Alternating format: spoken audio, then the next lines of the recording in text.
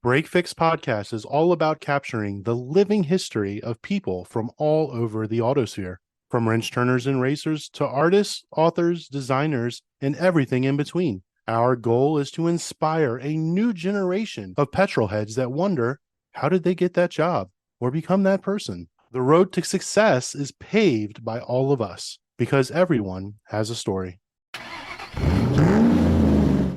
The Pebble Beach Concours d'Elegance is entering a new era. After 40 years of constant leadership, the world's most prestigious concours turns to Vince Finaldi this fall, a third-generation car guy whose life has swung between high-stakes courtroom battles and the calming precision of restoration work. From his family's Italian-born automotive lineage to the shop he built on the Monterey Peninsula, Vince has always returned to the garage as a place that keeps him grounded. Now he's stepping into one of the most influential roles in the collector car world, tasked with guiding a living institution as it evolves for a new generation without losing the soul that made Pebble Beach iconic. In this episode, we dig into his journey, his philosophy, and the vision he'll bring to the lawn. That's right. And joining me tonight is returning co-host Don Weberg from Garage Style Magazine, one of the many personalities on the Motoring Podcast Network. So welcome back to the studio, Don. Thank you, Eric. Good to be here. And with that, let's officially welcome Vince to Break Fix. Welcome, Vince. Thanks for having me, folks. Well, Vince, like all good Break Fix stories, there's a superhero origin story out there. So as we said in the intro, your family's automotive roots go all the way back to Italy, and I come to understand the early General Motors days. So let's talk about how that heritage has shaped the way you see craftsmanship, restoration, and all-around car culture. Sure. So, I guess it started with my grandfather, who's from Italy. When he was very young, his father died at a young age. So his mother would bring him and the kids out to the U.S. This is the early 1900s. So he spoke the language and eventually started working in the automotive world here in the U.S. This is before the 20s for GM. In the R&D, they would have an engine would break down. He'd take it apart, figure out why it broke, and discuss with the engineers how to kind of re-engineer or fix things. 20s happened, depression, layoffs. He was obviously a foreigner, one of the first ones to be laid off, went back to Italy, opened other, automotive related businesses. And that's, when my father was born and his brothers. And so they kind of grew up in the car world there in Italy, emigrated here to the US in the 60s, to Chicago, opened up their own shops, and then eventually moved to Southern California and opened their own shops as well. Types of shops were mechanic shops, body shops, and also shops involving tractors, earth movers. So from a very young age, I grew up in shops. That's kind of all I knew. That's what all my family did is, automotive. They also imported and exported Italian sports cars because back then there were not a lot of dealers that you can go and buy and sell them from. So that was kind of another avenue of business for them. So I always had cars coming in and out of the house and at the shop. I always wanted to be at the shop. I didn't want to be at home. Anytime I could be anywhere, I didn't want to be playing sports. I didn't want to be at home. I wanted to be at the shop playing with cars, as were a lot of kids, in my generation.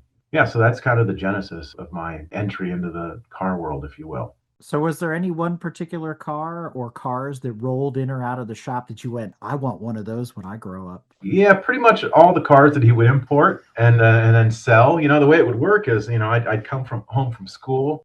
I'm 5, 6 years old, and I'd go look in the garage, and there'd be a Ferrari in there. I'm like, wow, this is cool. And I'd sit in it and I'd play with the buttons and I'd look at it, and I had like, this is my car. This one's not going anywhere. And then a couple days later, I'd come home from school and I'd look, and the car's gone. And it's like, where did it go? And my mom was like, well, he sold it. That's the way it works. So I'd cry and I'd be upset, and for another couple weeks until another car would show up, and this time it'd be a Lamborghini Miura. And I'm like, wow, this one's even better. And I'd fall in love with that one. And then same thing would happen. And so wash, rinse, repeat. I fell in love with many cars as a youngster, but I also got steeled to the process of buying and selling and cars as a business, if you will.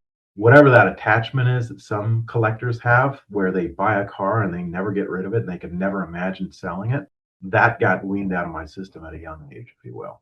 So which car was the ultimate? I mean, the Miura was the one that, really, really imprinted on me very heavily. Kind of a double-edged sword, because that's one car of the many that we had in the shop through the years, Ferraris and Alfa Romeos and, you name it, US sports cars and Corvettes. And that's one car that always kind of just went up in price throughout the decades and went up and up. I always say it's an elevator that only goes up, and it's continuing. It's a car that's really broken a lot of molds, widely recognized as the first supercar. And so the double-edged sword side is that I always wanted one, but prices were always outpacing me. And so anything I was doing to try and get my hands on one, it was just a really difficult car to chase. So I don't know if the reason why that one imprinted on me so much is just because of the car itself, or if it's also because that was the really elusive one that I couldn't catch until much later on in my restoring, playing with, collecting, chasing journey.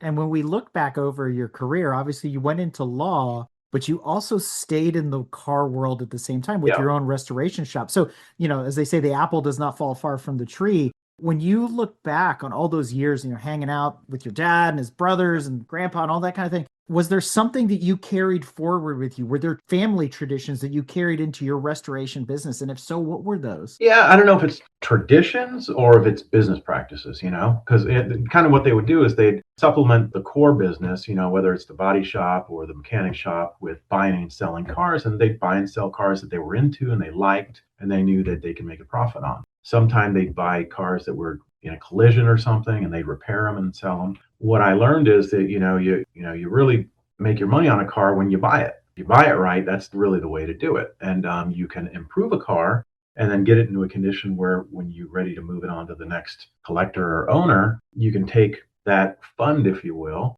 and then use it to buy another car and kind of, wash, rinse, repeat. That's something that I learned at a young age. And I started with skateboards and then bicycles, and then I moved to mopeds, and then I moved to go-karts, and then I moved to cars at 15 years old. Cheapest car I can get, and then, moving up to a little more expensive one, a little more expensive ones. By the time I was out of high school, I went into the Marine Corps and I served as an infantryman for 4 years, but I was still doing this on the side. I'd buy a Jeep or something and fix it up and sell it and squirrel away some of the money. So when I got out, I used the GI Bill. I went to college and, my dad said, look, I know you'd love to open a shop and do that for a living, but I don't think this is a path for you. You do really well in school. You always have. And you have an opportunity to do things with higher education and maybe with a career that I didn't really have a chance to do. So why don't you just see where, your higher education takes you? And you can always do cars on the side.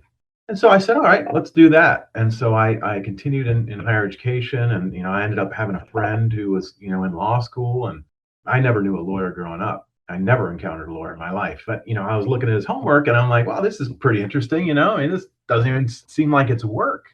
And so I decided to take some law classes and, ended up going to law school and becoming a lawyer. But on the side, partially to get myself through college, I was waiting tables, I was using the GI Bill, and I was also buying and fixing cars and selling them. So that's kind of how I was able to put myself through undergraduate work and then through law school with barely any debt. And so this has been a lifelong thing. And then, once I became a lawyer, I had more money with which to kind of play with cars. So, it's a chicken or the egg thing. Are you working so you get the cars, or are you getting the cars so that you can work and get a better job and do education? They're kind of both intertwined. You can't separate them. So has a Miura ever graced your shop after all these years? Yeah. So I finally caught up to the Miura elevator in 2015. It took me that long. So I was, almost 40 years old almost by the time I finally caught one. And it wasn't the best one. It was in Belgium. It's kind of a funny story. I met through some people Valentino Balboni, who's the legendary test driver for Lamborghini for 30 years. And he test drove almost every single Countach that came off the line, many of the Miuras. And now he does consulting work, and you can hire him to go meet with you and to inspect a car, drive it, kind of give you the thumbs up if that's a car you're looking to buy. And at the time I bought it, it was really expensive. It was uncomfortably expensive, let me say that. But I knew it's the car that I always wanted. And so he met me there in Belgium, looked over the car, and he said, look, it's good. The numbers are good. The engine's matching. Let's go drive it. He hops in. I get in the passenger seat. We're driving through the fields and farms in Belgium, right? I had driven a lot of cars in my life, but I had never driven a Miura. He pulls over and he gets out of the car. And I'm like, what's going on? Is there something wrong with the car? Or, and he goes, no, it's your turn. I'm like, oh, great. So I got to drive this thing for the first time in my life with Valentino Balboni sitting in the passenger seat. And I'm thinking, I'm going to stall this thing, or yeah, that was my introduction to actually driving one. Yeah, I owned it. We restored it. I ended up selling it. I took that money and bought two Miuras, one that was better, one that was in major need of restoration. I sold the better one, used some of that money to restore the other one, and I kind of did that a few different times. So I've owned about 5 Miuras, various parts and collection of parts and all kinds of stuff. So I got pretty deep in the Miura world, if you will. So you are the opposite of the saying that I usually throw out there, which is never drive your heroes. So you've expanded upon the love and the passion. You actually adore these cars. Yeah. As part of the gig, I mean, it's really hard to come across Miura parts. They're just not there. The factory doesn't even have them. So in order to restore some of these cars, I had to find parts, so I actually got introduced to Claudio Zampoli, he was the first person actually sent by the factory here to the US to work on these cars because so many were having issues. So they supplied him with parts and, the know-how. And so he was working on cars for years and years. As he got towards the later part of his life, I found out that he still had a bunch of parts and things. So I was able to buy his collection of Lamborghini parts and manuals and tools that he had had for 40 years. Yeah, the Lamborghini journey kind of took me down many different paths, but it all started because my dad had bought that first one back in 1978 maybe. He would take me and my two brothers out for drives together in it. So the three of us would be in the passenger seat, and this was a P400, and he would go at a spirited pace, let's say that, through the farms in Southern California when it was all a lot of farmland and dairyland, and you'd hear the sounds of the motor and the carburetors and the gears, and it's a car that if you ever have a chance to drive in one, do it because you won't forget it. I need to make sure that how many people out there are listening right now to you, Vince, and saying, wait. His first Miura, he took a ride with Balboni. And then when he wanted parts, he called that other guy. Do you know how many, not just Lamborghini guys, but car enthusiasts in general, are listening right now? Their mind is blown. You've literally blown their mind. I mean, that's incredible. I think that's one thing I love about the car community is some of the people you meet. I mean, just through serendipity of having some of these cars. And then you find out, and correct me if I'm wrong, but those guys you met, they're pretty much just normal guys, aren't they? Yeah, I mean, that's one of the things about me is that I have an intellectual curiosity on the cars. I want to learn about them. I want to learn about how they work, who made them, how they made them, the whole history of the car. And that's kind of what I do. Whenever I get into a car, I do a deep dive on my OCD side of my personality. I just do a deep dive on it and learn everything I can about the car and just digest every single manual and piece of video. Yeah, so that leads me sometimes to people who help to make the cars, and pick up the phone and call them, and they're normal people, and most of them are car guys, and so this is not something that's special to me, like, oh, special, and I was able to meet these. Anyone can do it. All you have to do is just find them and pick up the phone and ask them the question, and if you get the yes, then you're in there. But that's part of the joy of the car hobby for me, not just owning a car, and, I like all facets of it. I like the maintenance of cars. I like the, repairing the cars. I like modifying cars. I like concours restorations. I like the history I like all of it. The automobilia. I think it's the joy of this whole car hobby. It's not just limited to one thing. One of our last conversations, you went on the California Melee, if I remember correctly. Yes, I did go. You were in search of a closed classic car, and I'm kind of wondering, did you ever find it? Not yet. Still looking, still kind of narrowing down exactly what I want to buy. Okay. As you know, this is an interesting time period in the collector car world. The last, let's say, 3 decades, we saw a monumental increase in the value of these cars, many of them. It was a pretty steady pace with a couple blips, 2008, there was a blip, and late 80s, early 90s, there was a blip as well. But generally, it was a pretty good curve. So what we're seeing now is a change in some collectors aging out, some 50s, 60s collector cars that have generally been blue chip investment cars are kind of flattening out or even going down a little bit. So, if you're someone who plans to hold a car and kind of stay in this market for a while, that's something you got to look at.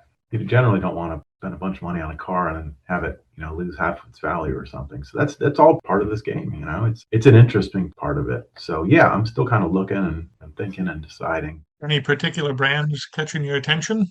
I don't know. I'd like to get something pre-war. Yeah. I love the pre-war Bugattis. I Mhm. really like them. But once again, that's an elevator. That's a big one, and you can also get in rabbit holes on those cars. I mean, there's really really great ones out there, and there are some that have been kind of pieced together from parts and cobbled together, and they're great for someone that can't afford the best car. So that's another thing that when you're looking at getting a car like this, you have to go through your decision tree and see what you're going to use it for and what it can qualify to get into, and see if that's going to be something that's good for you. For those events, do they have to be top level concours style cars, or can they be the cobblestone type cars you're talking about? No, and it depends on the event. So the California Mille, for example, it mimics the Mille Miglia. Right. The Mille Miglia has opened cars 1957 and prior that would have actually run in the Mille Miglia. Okay. Porsche 356 you can run because one of those ran in the Mille Miglia. Most Ferraris, would be eligible. Generally it's got to be a real car, but if it's got pieces from other cars or it's been, repaired or something, then you're still going to be good, generally speaking.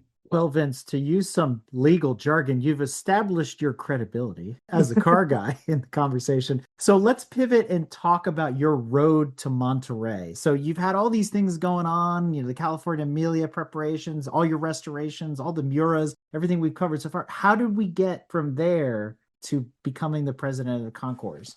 It really wasn't something that was planned. I was a trial lawyer. I was litigating really, really difficult civil cases for 22 years. I worked for the same firm for the entire time, became a partner rather quickly. Just really had a knack for this type of litigation, hardcore litigation and trial work. We represented sexual abuse victims. So this is, gut-wrenching stuff, very emotional, tough cases to do all around. You're usually litigating against these very well-funded institutions that hire teams of attorneys, dozens of attorneys, and you're litigating against them with a very, very slim team, sometimes just yourself. So it's really difficult, high stakes litigation where if you're not successful in the case, you don't get paid and your client doesn't get any recovery whatsoever. And sometimes for these clients, you're kind of their last resort. Their abuser might be passed away, or they, were never held accountable. They were never arrested because of political reasons or whatever. So there's a lot of reasons why these are difficult cases. After 22 years of it, I was ready to kind of get out while I still had my health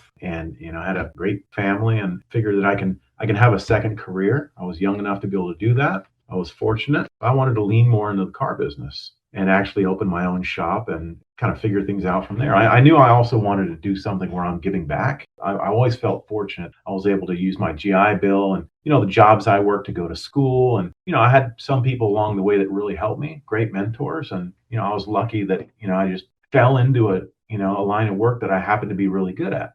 I think anyone who's had any measure of success in life, they have to contribute a portion of it to luck. Not everyone in life gets that same luck. So I think giving back is really important for anyone. So we moved up to Carmel, which we had been coming to for years. And I opened a shop and started restoring cars. I just met some people within the Pebble Beach company and the community and car people. And we became friends. And, they started saying, look, we're looking for someone to kind of carry on the torch in the concourse. And maybe you'd be a good choice for it. Yeah, so first I just kept saying no. That's not me. I'm not looking to be the concours person. I like cars, but I like driving them, repairing them. I could do paint work, I could do metal work, I could do mechanical work myself.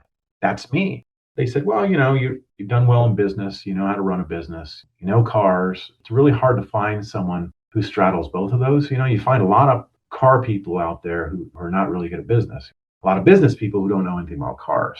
But it's really hard to find someone that straddles both and is also young enough that they can kind of carry the torch on something like this for a number of years. But what really got me was learning that all the money that the Pebble Beach Concours raises for charity and gives away to charity every year, which is, a huge focus of it. And that's what really got me interested in more. So I took some meetings, just realized that our interests align. We kind of had the same passion for the collector car hobby and the community and continuing this passion that's really given so much to mine and other people's lives.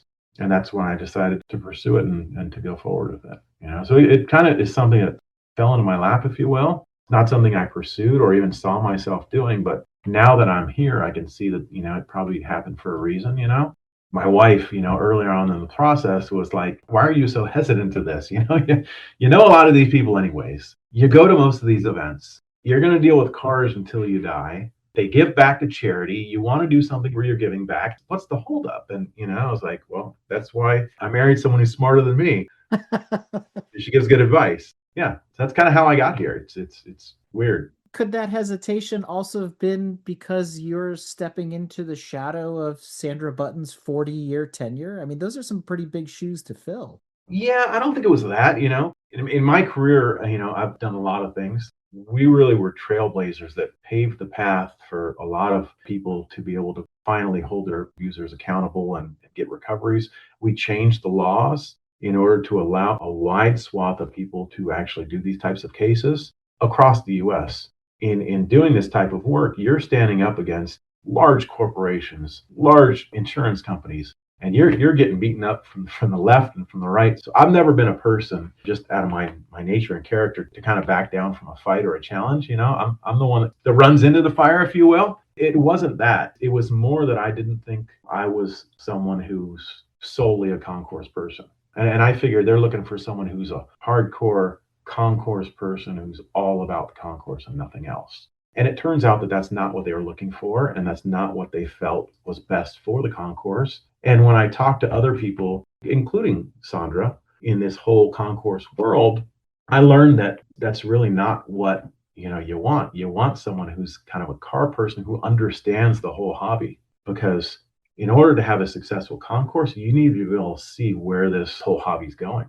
to kind of portend what's going to happen before it happens, so that you can keep the concourse alive and living and as something that's a leader in the field.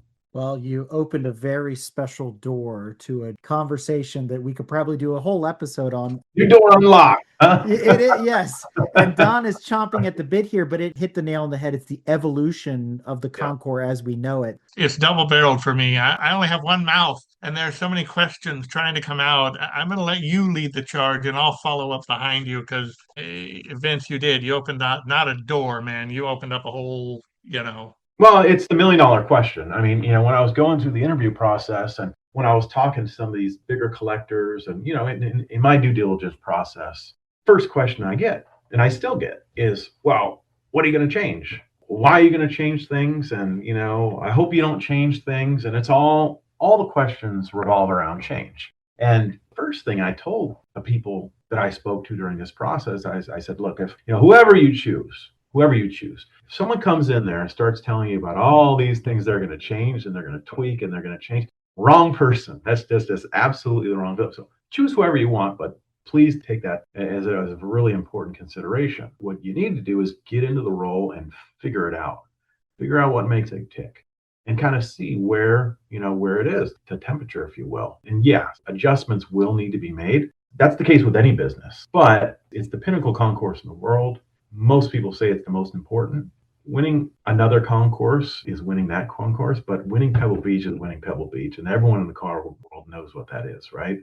So yeah, it's an important thing that I'll have to deal with, change, but it's a necessary part of this car world. And it's something that Pebble Beach has been doing for 75 years now. It's a living, breathing event. You mentioned that, you got to change it slowly. You got to be careful. It's almost totally organic how this thing is going to evolve, and that it has always been organic in its evolution.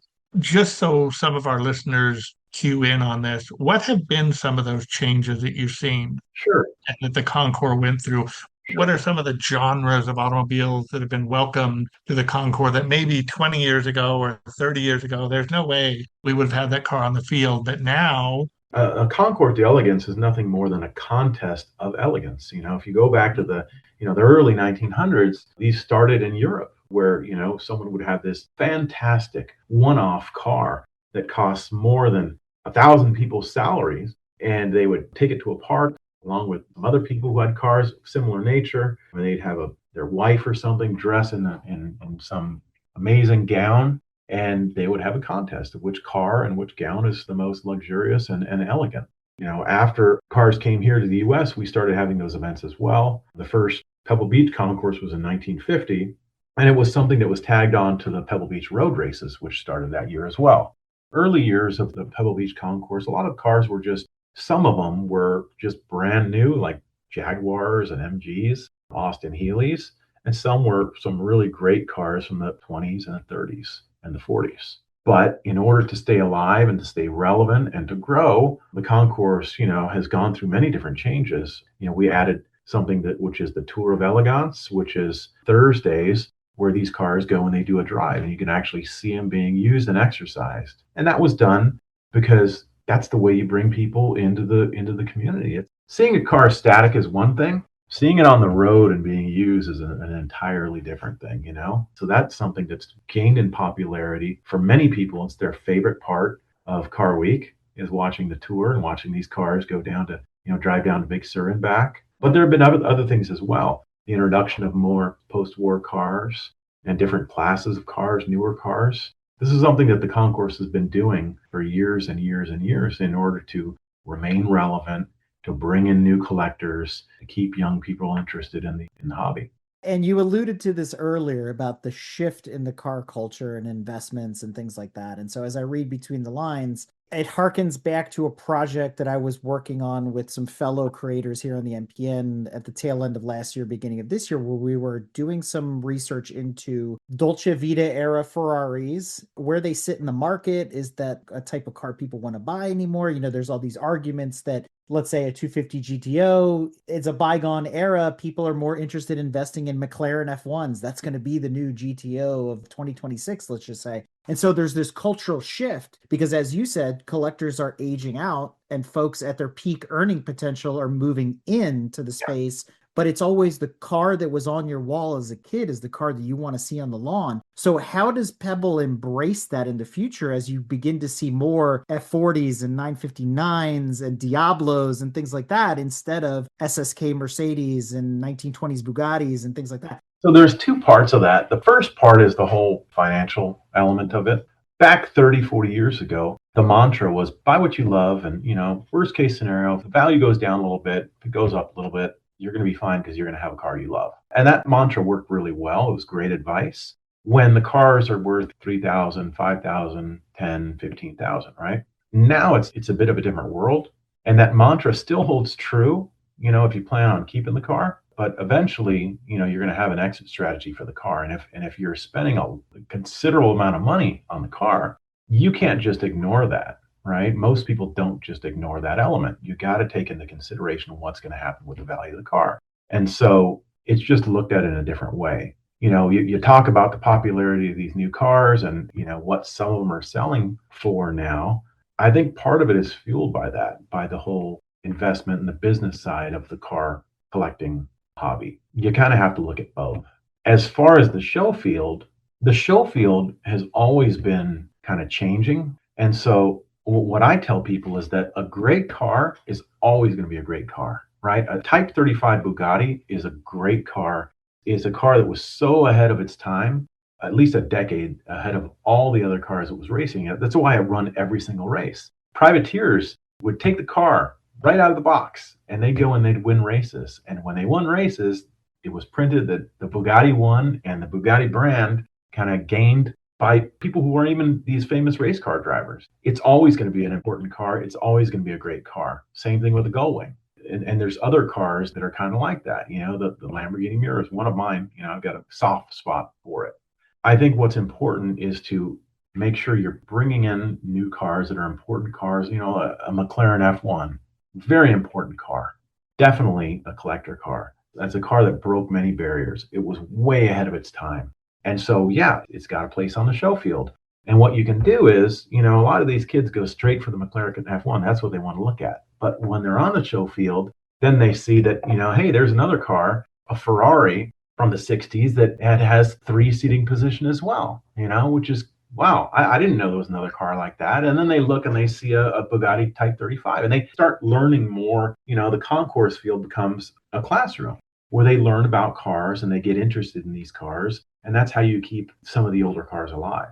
You use the newer cars as a tool to educate and help, new collectors understand the old stuff. And I think it's funny, having walked the show field myself, Pebble is full of different classes of cars that are out there. I often chuckle when I see, let's say, something like an F40 that is already 40 years old at this point, and it's considered modern. It's like, no, it's not. Yeah. There's been so many Ferraris after that. So there has to be this shift in the classes too, where what was a modern is now a classic, cult classic type of car is now just a classic car along with all these other vintage cars that are out there. So again, how is Pebble going to embrace what I call these mid-period cars now? Because they're from the late 70s and the Malaise era, the 80s and the 90s, and even the early 2000s. There's a lot of great cars in there, but they're not the same in terms of luxury, right? Luxury cars sort of disappeared. Yeah, there were Maybachs and still Rolls Royces and Bentleys and things like that, but the attention focused to what became the hypercar now, which was the supercar then, right?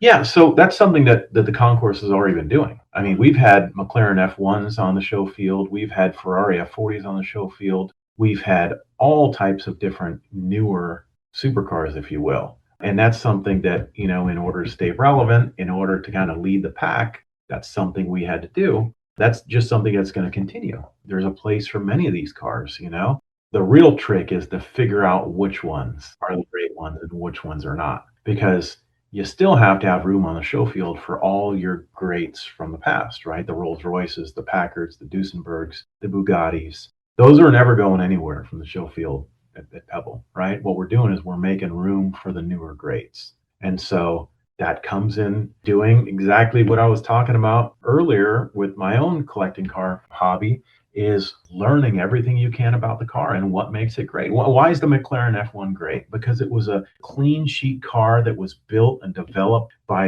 a team that was led by one of the best engineers and designers of our generation, using what he learned in Formula One. Mm-hmm. And they took it to Le Mans and they won. They cleaned house with that car. And to do that is just so rare and is so incredible that, for someone to say that that car does not have a place on the show field just doesn't understand the history of the car. You understand the history of that car and how important it is and how ahead of its time it was, everyone would welcome it, right?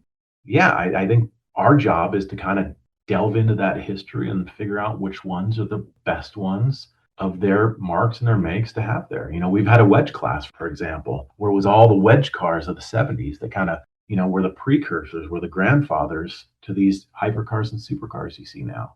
So it's something that Pebble's been doing for years. And my job is to continue that process with some of this newer stuff. Now, are we going to see a Ferrari Luce on the show field? I don't know. We'll have to see. There's a lot of opinions on it right now, and it's probably a topic for another podcast, but this is part of the whole collector car hobby, It's part of what makes it great. Not to go down the Luce trail, but has there been, and I missed it, I don't know, but is there a place for EVs at this point? I mean, the EV, that's not a new concept. So many people look at the Prius and the Tesla.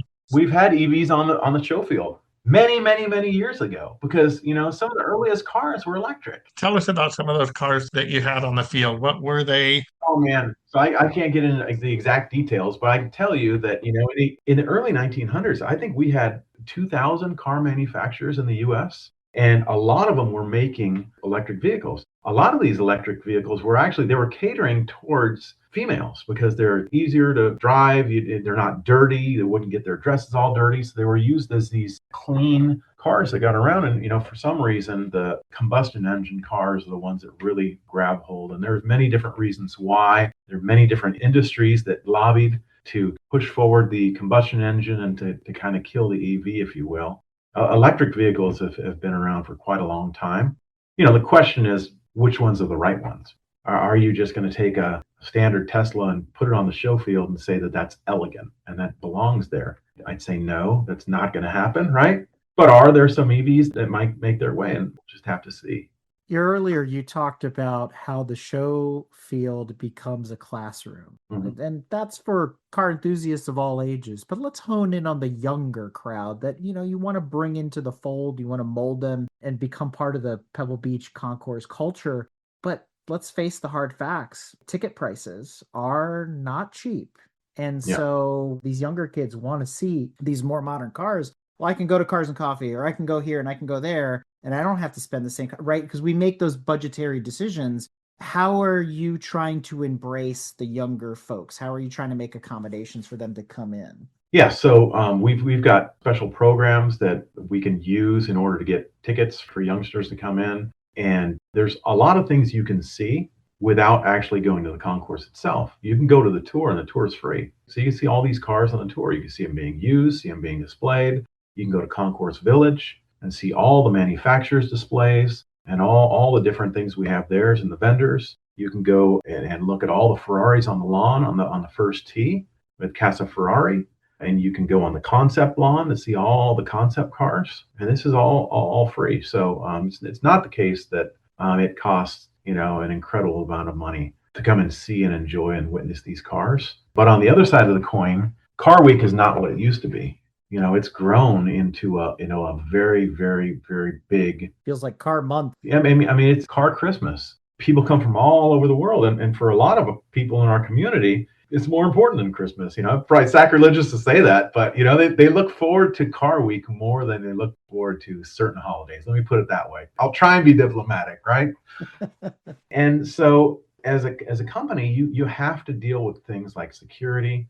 You have to deal with traffic. You have to deal with all the things that go into the infrastructure of Car Week, and those things are expensive. You have to deal with those on the business side of it, if you will, which we're talking about the whole business side of the concourse and the whole fun side, and the show become a complicated thing. And you add on another layer, which is we used to have auto shows. Remember those? What happened to the auto show? We used to be able to go to New York Auto Show and Chicago Auto Show and Los Angeles Auto Show. And, you see a lot of the cars that we loved as kids. And that's where they weren't unveiled. They had the Geneva Auto Show where some of the best cars in the world were unveiled on the stand. Some collectors are, I've got this car, and this was actually the car from the Geneva Auto Show. This is the one that was the car. We don't have those anymore. And how many cars literally got their start there? You with the love of Lamborghini, you Yep. all know the history of that first show. Exactly. First show. And if I remember correctly, and correct me if I'm wrong, I remember the story that Lamborghini forgot to sign up for the show. And when he did, they had one space left, and it was right next to the bar. And it was a small space, but Lamborghini was like, I'll take it. That is a great place to be. Why?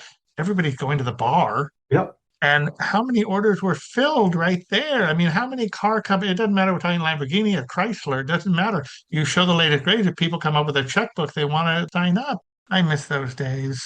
So now a lot of that's done, here during Car Week. All the manufacturers are here, and this is where they unveil their new products. It's become a behemoth, if you will, of business and fun all mixed into one. And you keep mentioning the business side of this, and I don't think a lot of people realize, the business of a concours, but that also entails having competitors. So when you think about how massive Car Week has become, when Don and I were there together a couple of years ago, we attended 38 events in 10 days. That was just the middle of the iceberg, right? There were so many things we couldn't go to just because scheduling conflicts and everything else. But to that end, when you look at Pebble Beach Concours' top 3 rivals, who are those? And how are you guys trying to play nice in the sandbox? Let's just say. I wouldn't call it rivals, actually. Each concourse has its own kind of place in the concourse world, if you will. And maybe it's just feels like that way for me because we're Pebble Beach and we're one of the leaders in the field. I mean, we're the pinnacle concourse in the world. And, it's kind of always been that way or been that way for quite a long time. And, we're in an iconic location. It's a mecca of golf. And it's, you're on the 18th fairway, which is famous for many, many different reasons. So going all the way back to Bing Crosby playing there with the clam bake. And what I've seen is that the leaders of these concourses actually are friendly with one another. We go to one another's events. I just got back from Villa d'Este. I helped to give out a trophy there and to select a car for the President's Trophy. And I get along with all of them. And we're all friends because we're all part of the same community. And there's room for all these events. People go to the ones they want to go to for the reasons they want to go to them. We have more people that want to come to our event year after year than can actually go here. It's not something where you have to be territorial, if you will. And I know where you're going with that, right? In simple terms, I like cars, you like cars, we all like cars together. Yeah. That makes total sense. With so many other, let's say, top tier concours that have grown up through the years in the shadow of Pebble, wanting to be like Pebble, Yeah. Doesn't that give you license then to redefine what Pebble is, or even maybe put up some guardrails and say, you know what, we do elegance really well, and elegance is defined as X, which unfortunately pushes out, maybe alienates some of the newer cars that we were talking about earlier. But in your vision, your future vision, what does Pebble Beach Concours look like? Yeah, I think it just continues to kind of grow on and to be what it's always been. Pebble's always been an event that accepts the best of the best cars. If you make it on the lawn at Pebble Beach, you've made it. You don't need to win a trophy. If you get your car on the lawn at Pebble Beach, you've already done something that most collectors in the world have never done, and most will never even get a chance to do. Just getting your car on the lawn means that your car is grouped with anywhere from 8 to 12 of the best cars in that class in the entire world. We've always been able to curate the best examples of each class year after year after year. And that's because we have a great reputation, great history, and also some of the best people working in the concourse, the best judges out there, the best experts, and the best people on the selection committee that are out helping to find these cars and to get them here. That's something that we're going to continue to do and continue to be a leader in the field. That's something that I think other concourses have kind of seen as a good thing. We want to get the best cars as well. And we want to have rigorous, disciplined, strict judging with real rules so that when you win Pebble Beach, everyone knows that that's the best car in that class, without a doubt.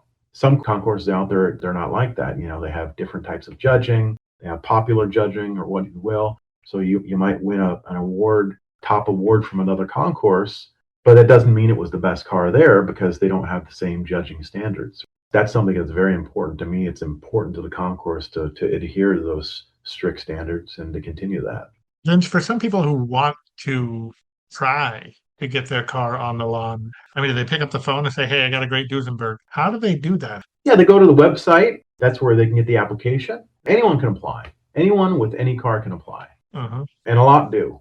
Application form talks about the different classes and the special classes that'll be there that year. And, you can figure out which class that your car fits into. And, you write down all the reasons why it's a special car and it's a great car, and you include photos and you submit it. And if you're selected, then you get to bring it here and be part of the show. You mentioned something about the special classes, or what I like to call the featured mark. And I really was impressed at how that changes every year, especially last year. Shelby was the featured mark, right? And so that was super cool, as we had worked with Aaron Shelby on a project together and things like that. And so I was wondering, is it sort of like the Olympic Committee? You already know like years in advance what the featured mark is, or how do you guys organize? How do you figure that out? Yeah, kind of. Certain classes are very, very, very difficult to put together. And I'll go back 40 years into what I think was the most difficult class ever, which was the Bugatti Royales. Bugatti Royales were incredibly expensive. And I think it was 1985, Pebble Beach was able to assemble every single Bugatti Royale that was made. And it was on the lawn at the 18th Pebble Beach. Happened one time, the only time they've been together. And it's probably going to be the only time it ever happens in the world, because now they're scattered at different collections, most of them in Europe. And the prices of those cars is so astronomical that shipping them, it's another world how expensive it is, because of the insurance mainly. But to get all those Bugattis together on the field, one of the cars was actually in, I think, Germany. The person who owned the car, I think the government had kind of seized the cars because, there was an allegation that there was some tax issues or some nefarious activity in with money, right? So the car was seized by the government. So this is one of the Bugattis that came in for the concourse. But in order to get it in, once it left the country, that person could potentially make a claim against the car saying, hey, this was improperly seized and it shouldn't have been seized, and therefore it should be given back to me, right? So they had to get basically diplomatic rights for the car to bring it in here so that it was immune from that type of thing. And that was done through the federal government. So the amount that had to be done in order to bring those cars, and this was 1985, when the world was a lot less complicated, I would argue, than it is now. And so to put that class together took years of work, negotiation, preparation, funding, and that's something that, Pebble's been doing for years and years. So yeah, there's classes that we're prepping for 2028, 2029, 2030. Can I tell you what those ones are? No. You're going to have to find out like everyone else. But I can tell you they're going to be great. Well, you are going to be king for a day. If Vince could have his own class, would it be a Lamborghini Miura class, or is there something else you personally, and I know it's decided by committee, but that you personally want to see on the lawn at some point at Pebble? Yeah, there have been Miura classes. I've seen, Miuras on the lawn for years. That's something that's not actually, for the first time, we're actually going to have cars on the third fairway. We're opening up the entire third fairway to Lamborghini because it's the 60th anniversary of the Lamborghini Miura. So we're going to have a huge gathering of Miuras all on the third lawn this year. And we're hoping to have the largest gathering ever of Miuras. I think the largest one before this was 30 cars, and we're looking to beat that. And I think we have a very good chance of doing it. But to say, which other class, I just want to have interesting classes of cars that people are going to love and that maybe have never been together and may never be together again for various different reasons. As long as we continue to do that, I'll be happy. And I don't think that's a good thing. Eric, I just want to say, I think, Nope. Vince, I speak for a lot of us when I bring this up. Nope. At some point, I think you need to have a Chrysler TC by Maserati class. I just do. See by Maserati. That's right. Best car ever made right there. You got to get it through the selection committee, right? So the way it works is people submit their applications. The applications all go to the selection committee. Selection committee is made up of members of the car community. They're some of the most renowned experts in all these different marques. And we meet together one time at the beginning of the year, and we go through all the applications.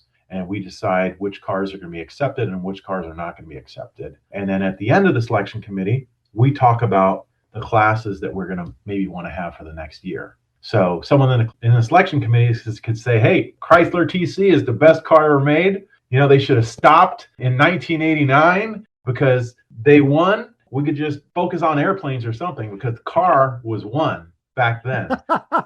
And if, a lot of people in the selection committee agree, yeah, then you'll see a Chrysler TC class. If you were to ask me the odds of that, I'd probably be wagering against it. For my Chrysler TC people out there, what Vince is trying to say is that, for lack of a better word, bribery goes a long way. Yeah, okay. A lot of bribery. Yeah. So, Vince, as we begin to close this out, I want to pose the question that goes kind of contrary to what you said earlier, right? Especially during your interview process, which is don't talk to the guy that's all about change, change, change. But as you take over Pebble Beach Concours, what are some of the things, if you can share, that you do want to change, that you're actively looking to make better for everybody at Pebble Beach? Nothing huge. Nothing huge. I mean, there's not, you're not going to have this big groundbreaking, we're going to completely upend it and retool the whole thing, and just small things. Figuring out how to bring in some of the newer cars because, the focus is big concentration on these newer cars right now. And so to figure out a way to do that so that you don't have 40 red F40s on the show field, which is not interesting. It's not fun. It's not what we do. So how to tweak the classes and how to bring in classes so that you're accepting these new cars, finding a place for them, bringing in new collectors while still respecting all the other classes and having a place for those. Well, Vince, with that, we've reached the part of the episode where I like to invite our guests to share any shout outs, thank yous, promotions, or anything else that we haven't covered thus far.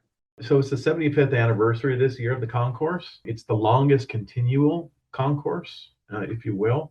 There's some other concourses that may have started earlier, but they had huge 10, 20, 30-year breaks. Be doing this for 75 years is a real special thing. We've got a great class of cars. If you've never been to the concourse in Pebble Beach, it's something that should be on every car guy's bucket list, and gals.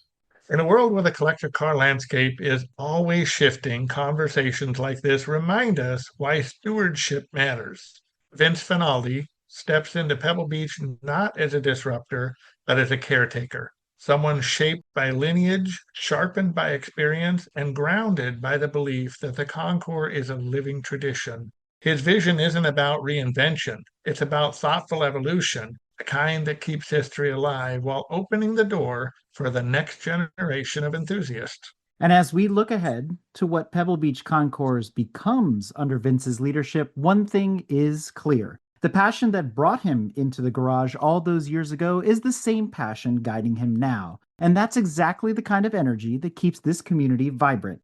And if you want to explore more about the concours, culture, automotive preservation, or the future of car collecting, be sure to visit pebblebeachconcours.com. So with that, Vince, I can't thank you enough for joining us on Break Fix and sharing the story behind this new chapter at Pebble Beach. It's not every day you get to hear directly from the person stepping into one of the most influential roles in the collector car world. And your openness about its lineage, your leadership, and the future of the concours is going to make Pebble truly something special to see. And I'm happy we're here to see it happen. So thank you. Thanks for having me. I look forward to coming back and talking with you guys with new updates in the future. Anytime. You're welcome back anytime. Righty.